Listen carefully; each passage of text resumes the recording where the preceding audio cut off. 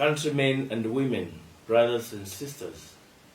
The footage you're about to watch was captured in real time during the conduct of Operation Mosig by Zambian Battalion 7 troops in Wanja of the Central African Republic. I take this opportunity to salute all the officers and soldiers who took part in the operation, led by their battalion commander, Lieutenant Colonel Jeff Mwanahingombe, for their swift reaction to help the civilian population in the area return back to their homes after successfully dislodging the armed elements. The nation may wish to know that this is the second time Zambat has carried out such an audacious operation, after Zambat 5 carried out a similar operation in Birao under the command of then contingent commander, Lieutenant Colonel Teddy Tembo. The President of the Republic of Zambia and Commander-in-Chief of the Defense Force, Mr. Hakainde Hichilema, has since congratulated the troops for their outstanding performance. As Zambia Army, we stand ready to continue upholding the MINUSCA mandate by protecting civilians, especially women and children, in the Zambat area of operation. To this end, we remain grateful to the New Dawn government for its continued support to the Army. All the Zambian citizens must feel proud of their sons and daughters after watching the footage. God bless you all. June 16, 2022, the information reaching Zambat headquarters in Birao says that over 100 CPC rebels are advancing to Wadajare, a small town in the distant northeastern part of the Central African Republic. According to the information received from our sources, these CPC UPC armed elements are advancing towards Wadajare. According to the source, is indicating that they are about 10 kilometers away Wadajare. The strength is 150 to 200. Uniform, they are in assorted weaponry. They have AK-47, RPG, MMG, and hand grenades. Identification, most of them are in dead rocks. The morale of these armed elements is believed to be very high, as most of them were just recently promoted by their commander, General Ari Darasa, on 4th March 2022. Their mission is to attack the Central African Government forces, FACA, and take over control of the town. Zambat 7 Commander Lieutenant Colonel Jeff Mwanahingombe is ordered by the UN-steered MINUSCA Top Command to establish a temporary operation base in the area in order to protect civilians. We are coming to Wanja with the aim of coming and attack these FACA soldiers. So, you're going there, go and prevent this attack. The information is that as of yesterday, they were at the mine called the Wanja mine. It's about 7 kilometers from Wanja. So these who are already at that mine site, about 7 kilometers, they are just buying time for these others to come. It is rain season, and the movement of vehicles in the Central African Republic is limited. But for the sake of civilians, Lieutenant Colonel Jeff Mwanahingombe is taking the risk he knows too well. If the troops move 165 kilometers from Birao to Wadajare, they will need military choppers to return. If they are attacked and overrun, reinforcement can only reach by air. He demands helicopters before sending out his men. Around 14 hours of the same day, his demand is met. 2 choppers will be in the base as the troops move out by road.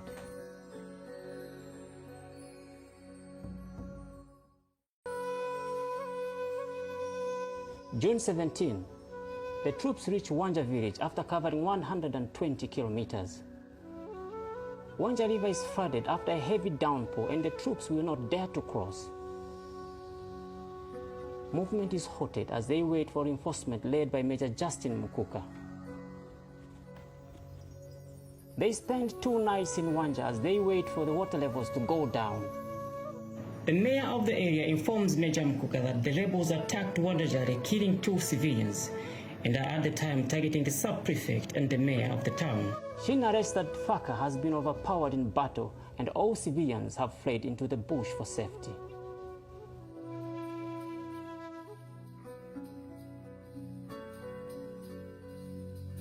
Returning to Bira will only be called a stupid decision. The lives of civilians are in danger and Zambian has to protect them. June 20, the patrol crosses Wanja River. After a 3 hours drive, they reach Wadajari and all they see are CPC rebels. Zambian troops gear up for possible combat. The Blue Helmet commander needs to meet the sub-prefect before any confrontation with the belligerents. Rebels are already in control of the town. They have occupied civilian homes, rampaged government offices, taken charge of the market. The sub-prefect, the mayor, and thousands of civilians are hiding in the bush. Major Mkuka questions the rebels' mission in the area. They tell him they are in Wadajari to protect civilians from Russian bilateral forces and Faka. Zambian only has a platoon in Jale, and from the look of things, rebels are even more than 200 as almost every corner of the village is occupied by them. The patrol tells them to leave. They do not accept. The patrol commander needs more troops before setting up camp in Jare. He withdraws 8 kilometers from the town to change his plan and call for reinforcement. It is at this point that he meets the mayor and the sub-prefect in the bush. It's better they kill me in the bush than returning to the village and live side by side with the rebels. In the same way, I cannot tell the population to return and live side by side with the rebels. If the rebels leave, the people will return home. June 21, the troops moved back to Wadajari to secure the airstrip for reinforcement and to set up camp at the civic center as granted by the mayor.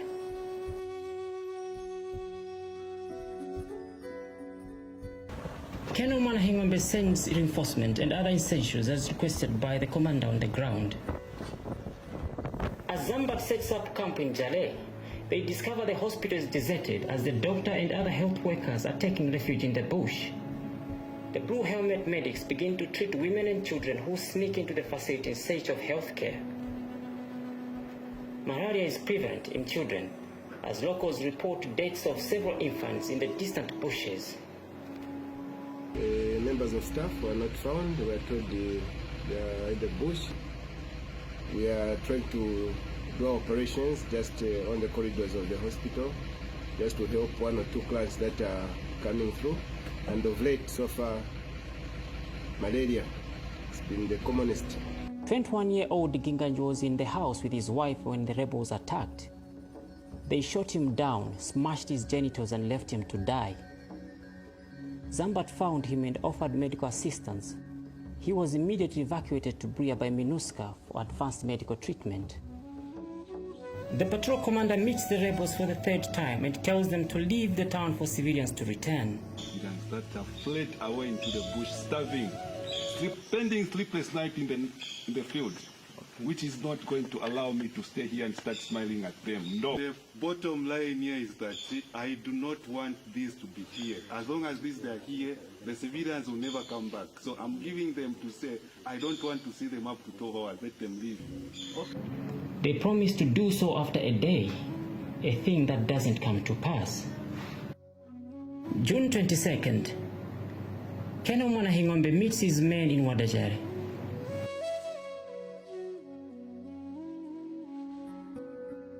He moves around the town to assess the security situation himself.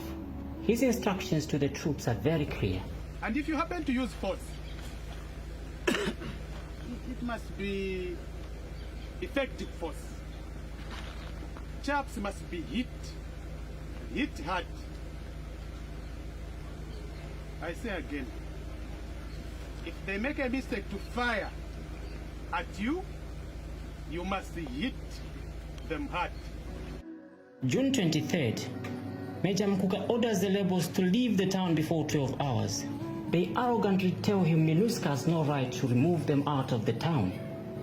All forms of peaceful negotiations with the rebels have failed, and locals are losing confidence in MINUSCA. I want to remind them that let them respect the peace agreement they signed in Khartoum, respect the mandate of UN. And our mandate or my assignment does not allow me to operate alongside of this. So it is with this mandate I ask them to leave. Okay. Yes. Okay. And I'm pleading to see a woman up there. It's raining, is there. It's failing to come in his house. To come back, and you have to leave for good. This is not going to mean well to the UN. It means you have waged war with UN, not with Zambian, no, but with UN. And they have said no negotiations, but you are to leave the houses for this evidence and move. In the darkest of the night, Zambian prepares to push the rebels out of Wadajare by force. It is June 26. At the break of dawn, Zambian gives the rebels the full dose of their own medicine.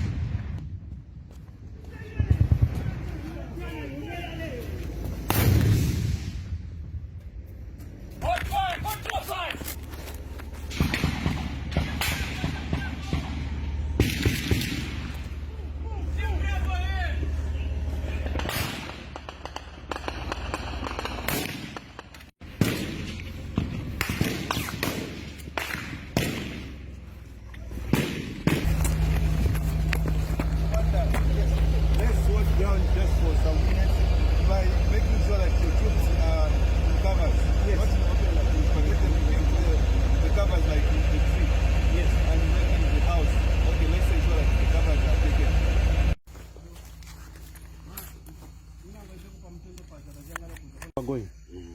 We'll take care of that house. One. Okay. Don't forget. We go. Okay, let's clear the house. Fast, let's say. Fast.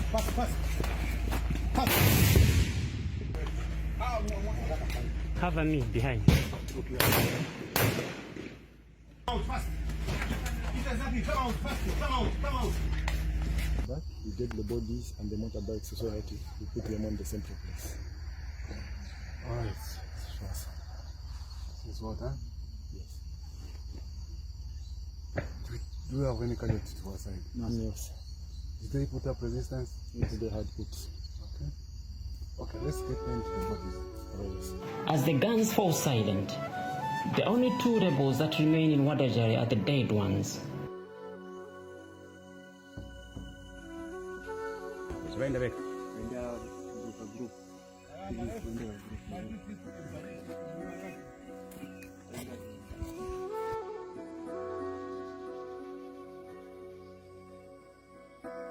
After 2 days, locals inform MINUSCA Civil Affairs officer that 20 more bodies have been discovered along the Wanja route.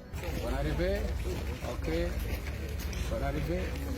After Zambian ejected the rebels out of Wadajare, the government forces FACA returned to the town.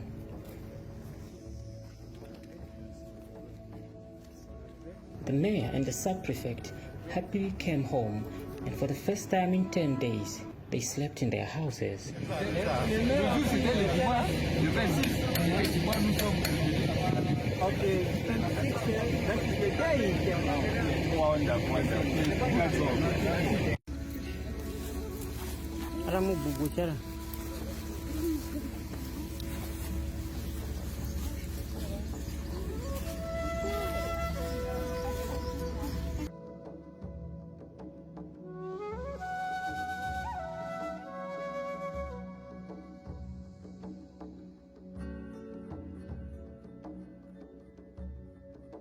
From 27th to 30th June, more civilians returned to their homes. Business in the market was back on track as traders, especially women, began to sell freely. Wadajare has been attacked on the 17th of June 2022 by the coalition of armed groups, UPC and CPC. But I wanted to remind everyone that the responsibility to protect the civilian population is for the government and the National Defense Forces. And MINUSCA is in to support the government. So the government has deployed the National Army, part of it, in Wanja, and despite that, the town was attacked. That is how MINUSCA, through the Zambian contingent, moved in and was able to dislodge these armed groups that had taken the population to hostage. But based on MINUSCA's mandate, you have to ensure that when you intervene, you don't just shoot it indiscriminately. You have to make sure that those who were occupying those houses were armed groups and they were not civilians. That's what explained the gap between the day of the attack in Wanja and then the intervention of the force. Today, I have to clarify here that together with the prefect, I visited Wanja. Hundreds and hundreds of people came and listened to the prefect and to the Birao MINUSCA head of office, to the force.